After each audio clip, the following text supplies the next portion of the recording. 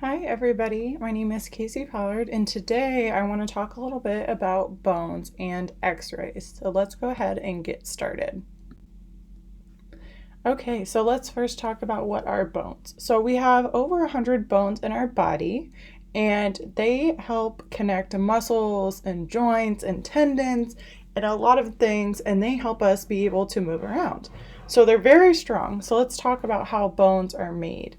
So our bones are constantly being made and then broken down.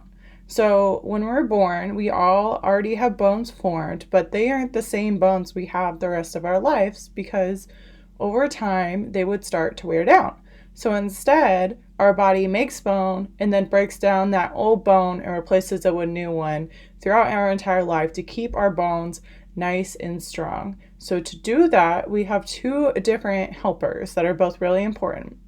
So the first one is called osteoclast with the C, and they break down bone. So if you look at this animated picture on the corner of the screen, the osteoclasts are the guy on the right in the red because he's breaking down that wall of bricks, so he's breaking down the bone. Now on the other hand, you have an osteoblast, which builds the bone. So in the same picture, he's the guy who's trying to put up a brick. So he's trying to rebuild the bone that the osteoclast is breaking down. Now, you might think that the osteoclast would maybe be a bad guy, but it's not. Because like we said, we need to break down our old bone so that we can continue making new bone. So we need to make space to make that new bone. So it's really important that there's equal levels and they're both playing an active role of the osteoblast and the osteoclast. You want them to be working in balance with each other, like a balance beam. You want them to be level. You don't want one to be working harder than the other because then we get disease processes and we might have a little bit of pain. So an example of that is osteoporosis, and that's shown in the bottom of the animation. So what that is trying to show you is that the osteoclast, the guy in red, is a little too hyperactive and he's setting up an explosion to blow away all that bone, and the osteoblast just can't compete with him. So that means that in osteoporosis, you have too much bone breakdown, which isn't good because then we don't have enough normal bone. So that's just an example of why we need those two important helpers to be working at the same speed together.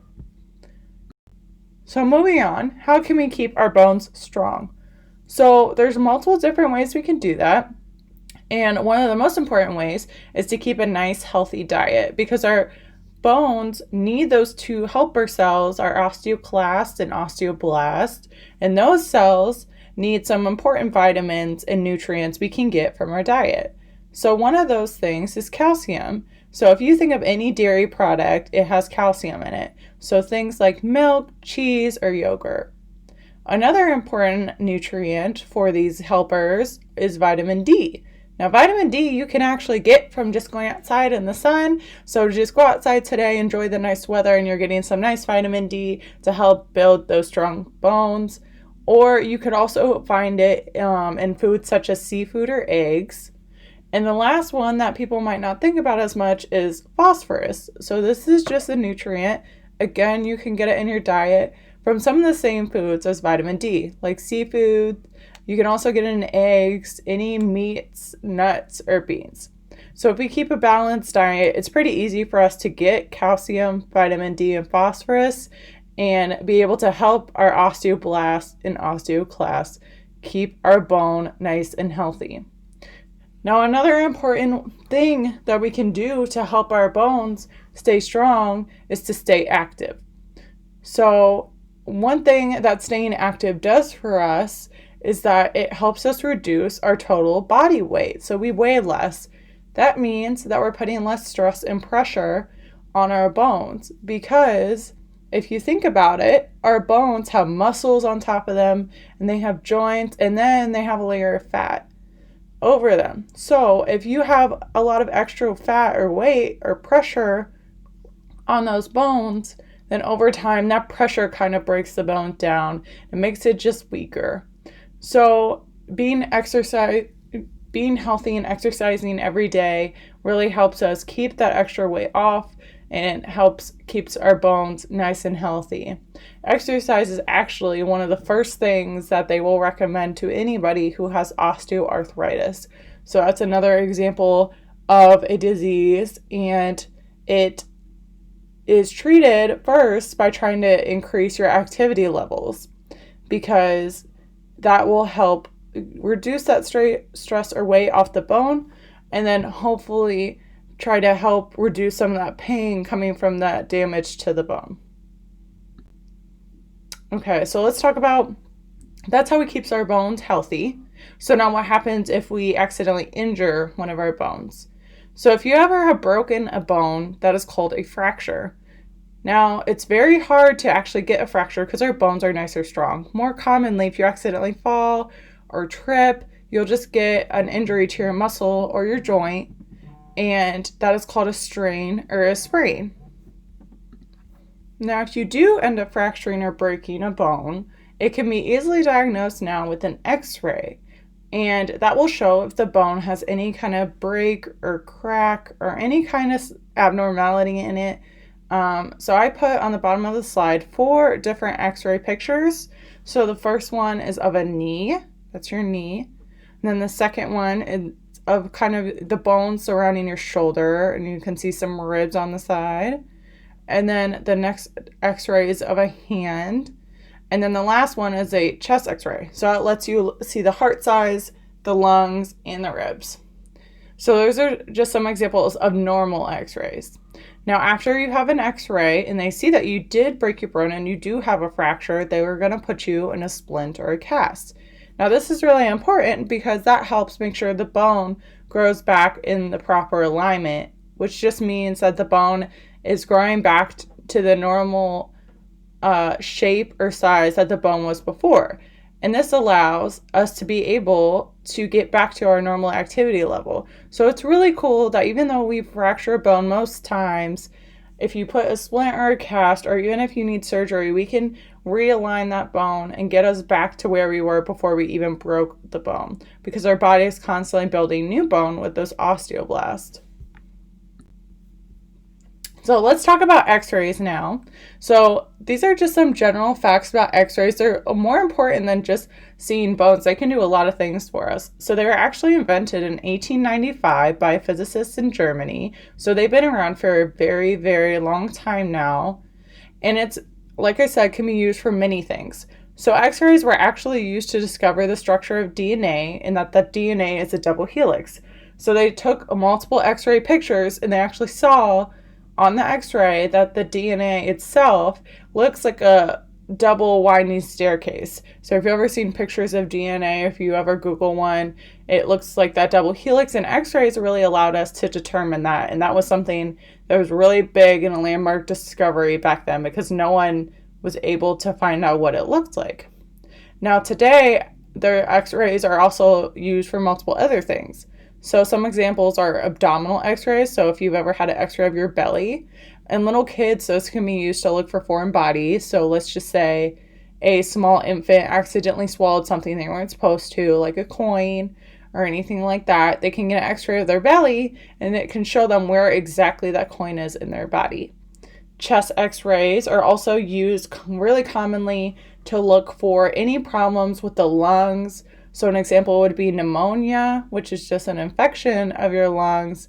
And then they can also look at your heart a little bit on an X-ray and see the size of the heart or any other things going on with your heart that might be looking a little different than we would want them to. So let's talk about, how does an X-ray see a bone? So how does an X-ray work?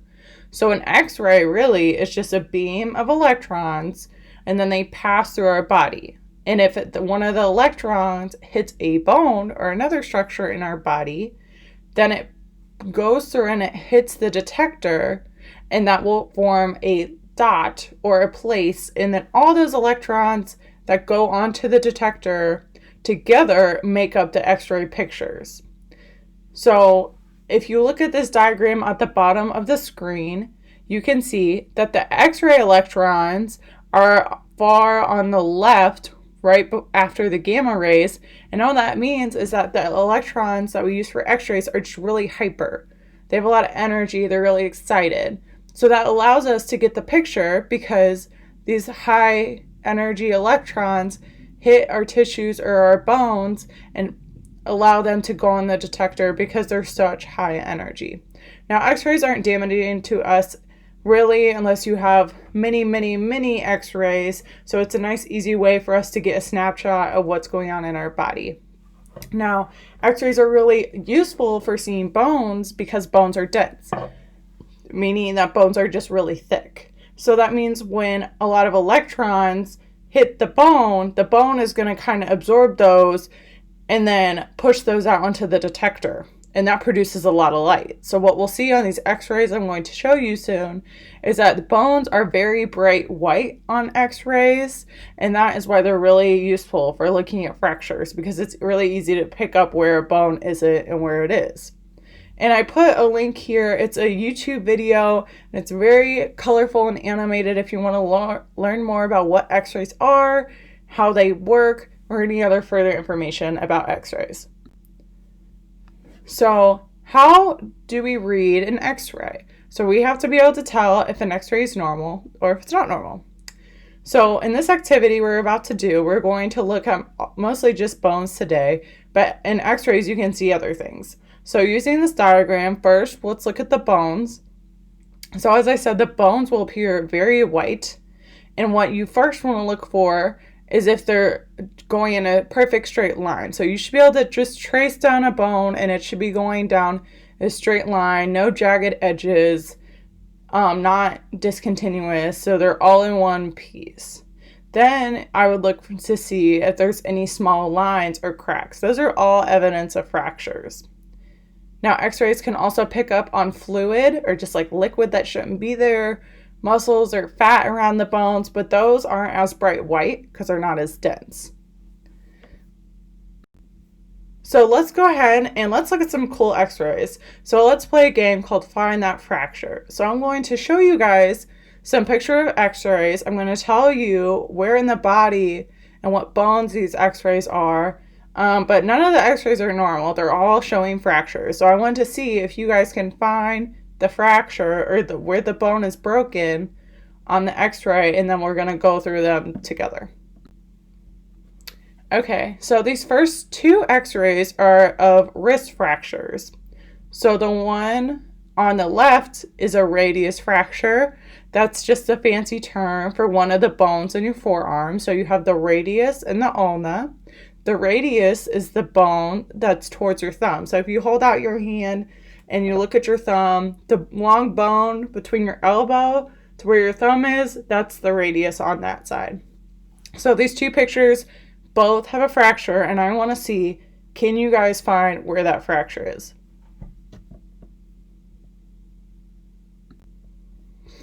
Okay, let's go through these together. So the first x-ray might be a little bit more obvious where the fracture was, because let's first look and see if the bone is lined up straight. And as soon as you come to the middle portion, you can see that there's this big break and the bone's no longer in one piece altogether. It's basically in two pieces, right? And I circled here in pink pencil where the fracture specifically is. And this x-ray is nice. It gives you two different views or angles, and you can see the break on both views pretty easily. So that's a big fracture of the radius or your forearm. So looking at the second x-ray on the right, this one was a little bit more tricky. So if you zoom in really closely, you can see in this circle of pink I have penciled in that there is a line going through the bone near the top of that same radius bone. So this is different patients. So this one definitely does not look like as big of a fracture as the first x-ray. It's harder to pick up because it's just a line through the bone, but that's still a break in the bone. So you would still want to make sure this person is getting splinted, maybe casted, depending on what their doctors wanted to do. Okay, now let's look at some arm fractures. So the bone going from your shoulder to your elbow is called the humerus. So these are two different x-rays from different patients, and they both are showing a humerus or an arm fracture. So can you tell me, where is the fracture in both of these x-rays? Where is their bone broken?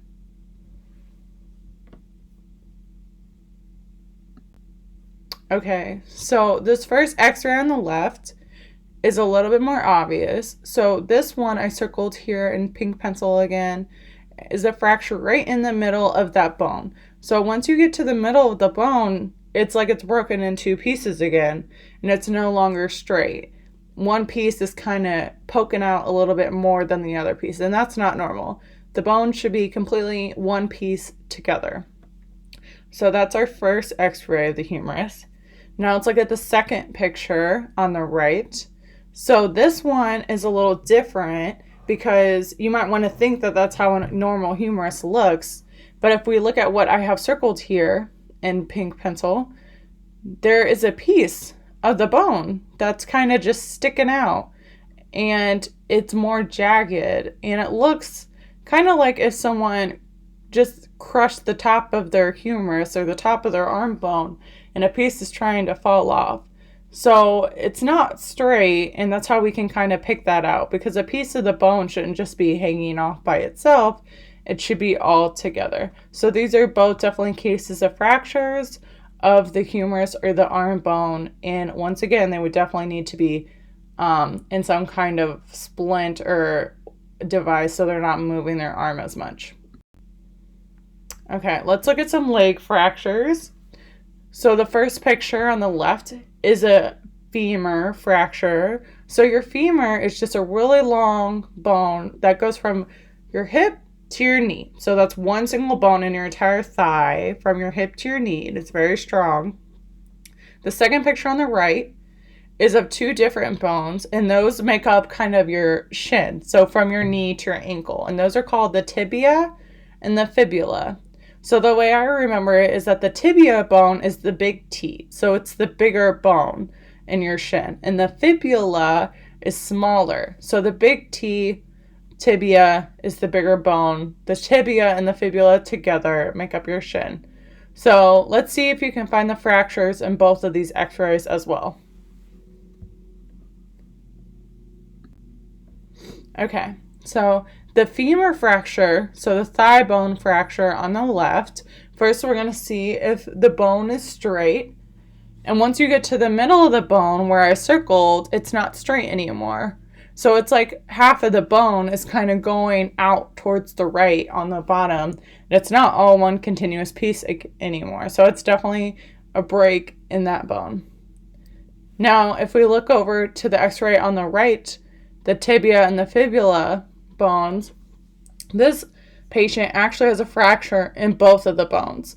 So first, if you look at the tibia, the big T, the big bone on the left of the x-ray, you can see that right in the middle, there's this big line, and then there's actually a piece trying to come off the side. So right in the middle, there's definitely a big fracture where the bone is kind of just trying to split in half, and a piece of the bone is actually trying to come off.